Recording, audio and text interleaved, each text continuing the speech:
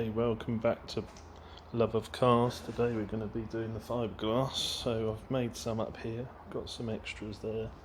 We're going to start building this because this is dried now. So it's got a bit of shape, a bit of wrinkling now, but we can fill that out after. But yeah, we've got the shape we want, and we're going to now mix some resin and lay some fiberglass. So that's our first job for today.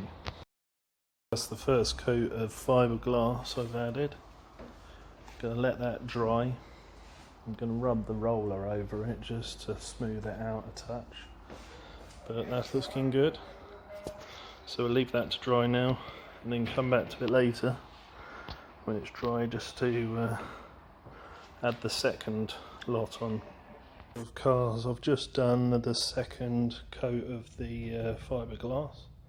So we're going to leave that to harden up, and then in the morning I will start to use some filler to smooth this area out. I've used a roller, purpose built one, which is good for smoothing everything out. There's a little bit of a crease there, but with the filler we'll be able to fill that all out and get that all straight. But yeah, it's looking good now, so we're going to leave that overnight now and then come back to this tomorrow to do the second part.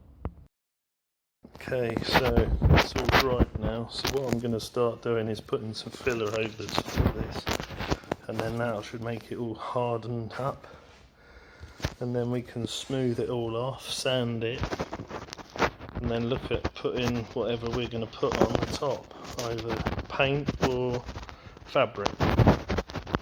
So I'll just lay this down before it dries. Just done the first coat of the filler, so basically got to leave this to harden up, probably give it a couple of hours, and then go over with a second coat just to smooth some of these areas up around the ring top here and down the sides, and then we can clean up the rest of it. See how we go. Just giving it its first sand. It's looking quite good. So all I've got to do now is just go around and do all the high spots and low spots. So these little grooves here I can fill out again, and then I'm just going to give it a load more filler around here just to keep it all level, and then just finish off around here before going around here and trimming it all. And then that way I can go around then and spray it with some primer, and then I can see to make sure there's no more high spots. But it's looking good so far.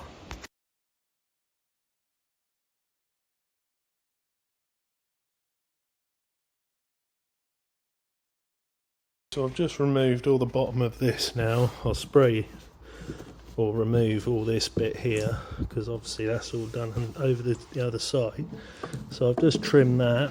Now we're going to fit the sub just to make sure it fits in there. But that's what it looks like.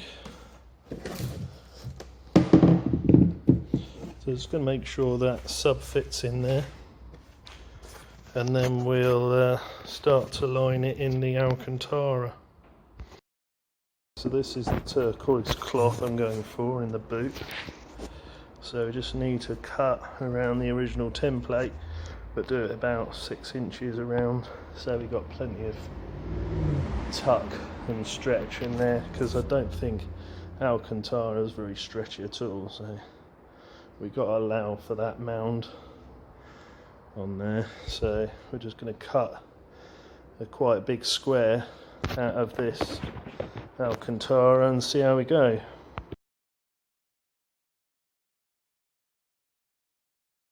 Okay, so I've just laid that over there to make sure that I can get it around there without stretching and creasing it, and that looks pretty good. So even though there's going to be a bit of wastage, but that'd be the easiest way. I can pull it more this way just to not lose so much material, because we need that for the door cards. But I'm just going to pull that across as far as I can and then start to spray my adhesive spray, and then we can start laying this down.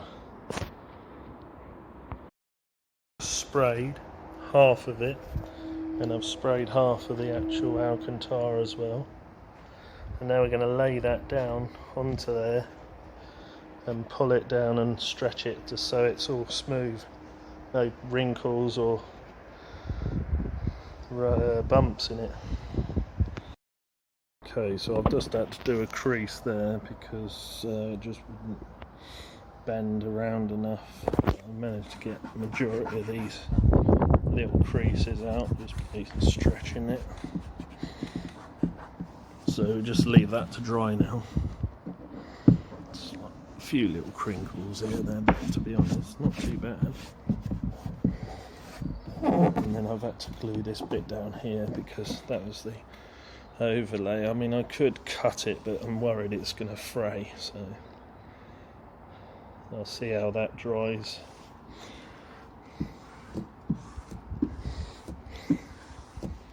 Next job is to trim around the circle here and then pull this around here and staple underneath, but that's looking quite nice.